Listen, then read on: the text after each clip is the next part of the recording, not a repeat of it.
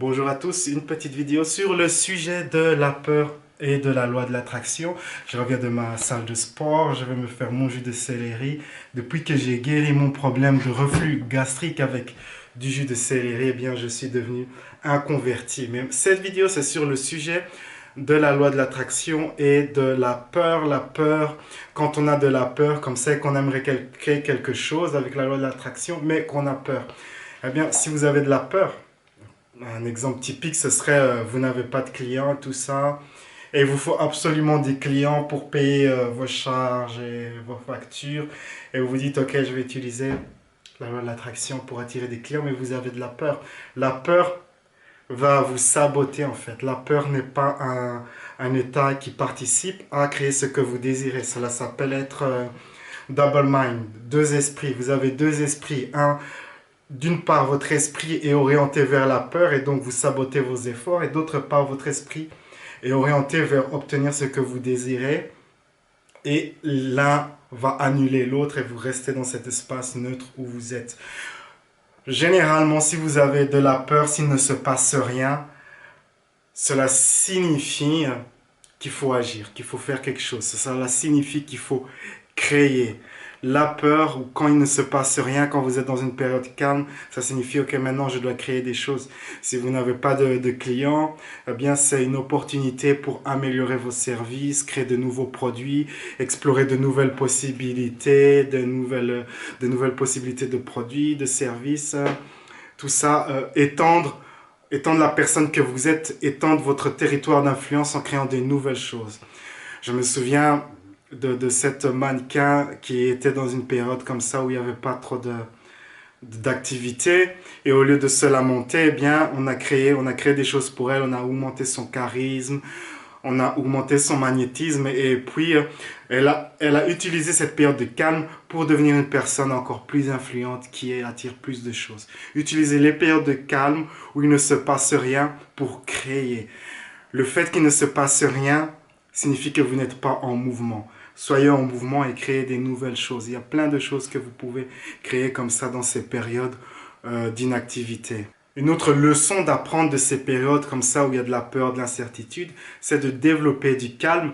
Et il y a cet homme d'affaires qui est devenu comme ça, qui a fait cette vidéo virale sur TikTok où il chante «J'ai 600 000 dollars de dettes» et j'adore ça. Car il a vu que ses dettes, sa grosse dette, c'était une opportunité pour développer un business plus solide en fait. Chaque fois qu'il y a un problème, c'est une opportunité de devenir une personne plus grande, plus solide, plus mature. Chaque crise peut être transformée en quelque chose de bien, une bonne leçon. Et il a utilisé ça, cette opportunité. Imaginez que vous avez des grosses dettes.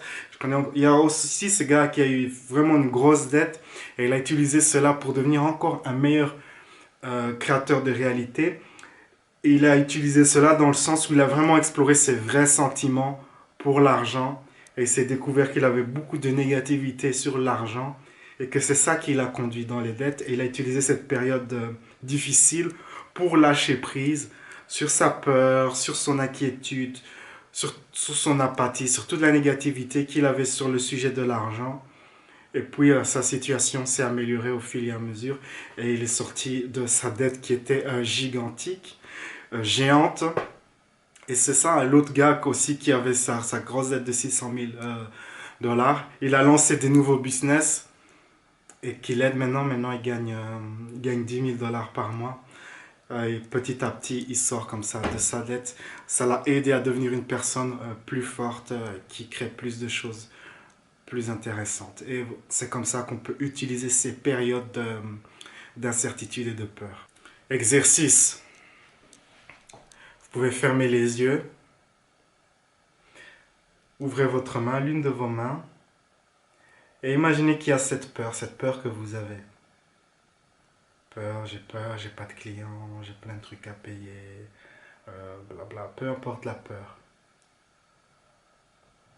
Donnez une couleur à cette peur.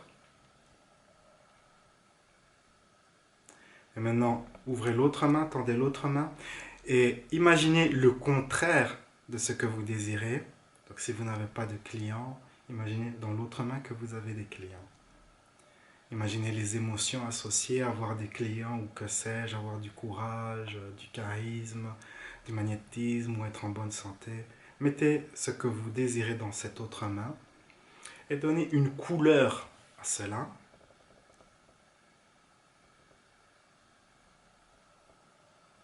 Ensuite, levez vos mains au niveau de vos fronts, vos deux mains au niveau de vos fronts, de votre front, et posez votre conscience entre vos mains et posez-vous la question, quelle est la leçon que je suis en train d'apprendre suite à cet événement, suite à cette situation?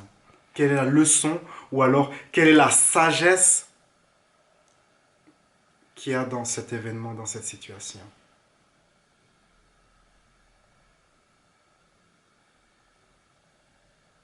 Et une fois que vous avez la sagesse de la situation, la leçon, transformez cela en affirmation.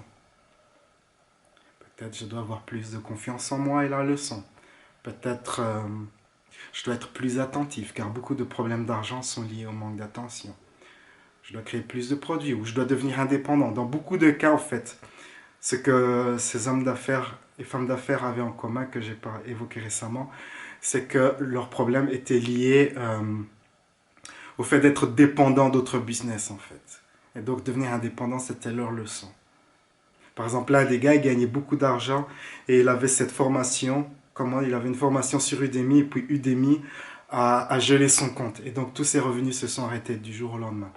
Et donc, il s'est dit, OK, c'est le moment de créer ma formation et de la mettre sur mon site à moi privé. C'est un investissement, mais au moins je suis plus dépendant de cette entreprise. Et à au moins 2 autres personnes aussi, c'était des leçons similaires d'être indépendant.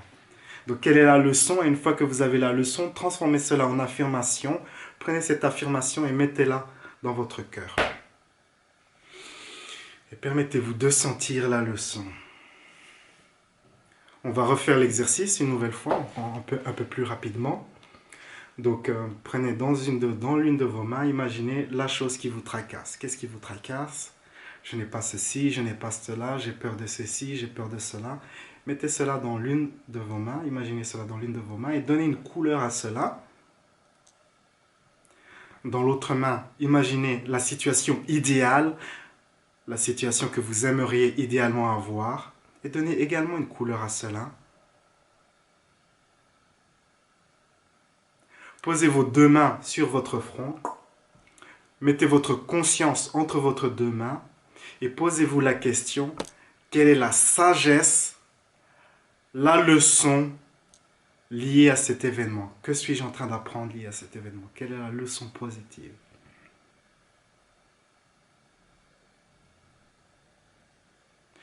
Transformez cela en affirmation.